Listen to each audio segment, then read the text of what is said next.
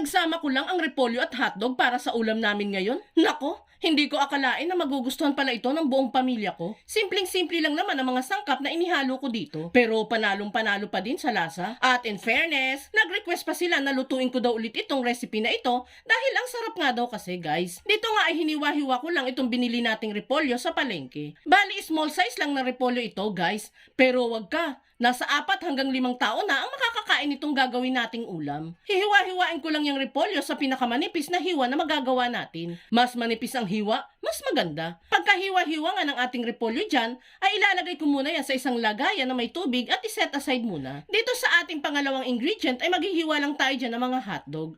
Bali, 6 na regular sized hotdog po ang gagamitin natin para sa reseping ito. Ang ginamit ko po dyang brand ng hotdog is Tender Juicy, which is favorite ng mga chikiting dito sa amin. Pero kahit ano naman pong brand ng hotdog na gamitin ninyo, is welcome naman po dito sa ating recipe. Bali, hiwa-hiwain ko lang yung mga hotdog into tiny pieces para mas maparami pa natin ito. Pag nahiwa na lahat ng hotdog, ay proceed naman tayo sa pagluluto.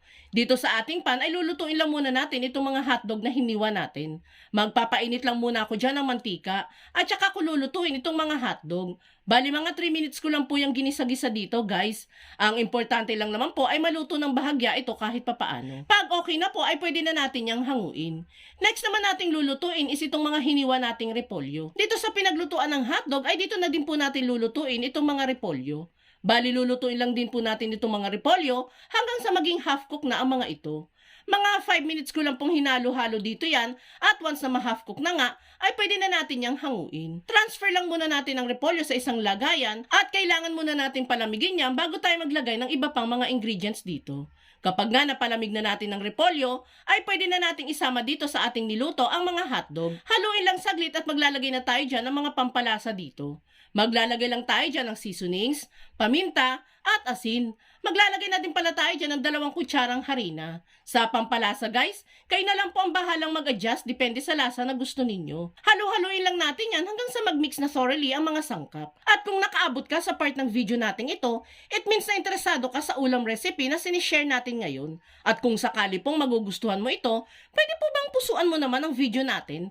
At mag-iwan ka na din po ng comment na, I love this ulam recipe. Maraming salamat po! Once nga po na nahalo na natin ang harina at mga pampalasa dito, ay maglalagay na po tayo dyan ng 3 pirasong medium size na itlog. Babatihin lang muna natin yan bago ilagay dito sa ating mixture. Then saka ulit natin yan hahalu-haluin. And kapag nagmix na ang mga sangkap, ay pwedeng-pwede na natin yang lutuin. Dito sa ating kawali ay di na po tayo naglagay pa ng mantika. Non-stick naman po kasi itong gagamitin natin. Pero kung hindi non-stick ang gagamitin ninyo, ay maglagay po kayo kahit konting mantika lang. Diyan nga po ay nilagay na natin lahat ng repolyo mixture sa ating kawali. Isang lutuan lang po kasi ang gagawin natin dito. Aayos-ayusin ko lang ang forma nito para naman maging maganda ang kalalabasan nito mamaya. And kapag naayos na natin yan, ay pwede na natin buksan ng apoy sa low heat at saka ito takpan. Lulutuin ko lang po ang kada side nito ng 10 minutes hanggang sa maluto. And after ng 10 minutes, ay pwede na nating i-flip yung kabilang side para yun naman ang maluto. Ginamitan ko lang po ng plato yan para mas madali ko yung maitaob. Takpan ulit natin yan at saka lutuin ulit ng 10 minutes. And after maluto ng both side nito, ay pwede na natin yung hanguin. And there you have it guys. Ready to serve na itong masustansya at super sarap na ulam recipe. O diba guys? Basta maging creative ka lang sa pagluluto, meron at meron tayong maihahaing masarap na ulam para sa ating pamilya. Kaya itag mo na ang pamilya at barkada mong mahilig sa repolyo at hotdog at subukan nyo na ding magluto nito.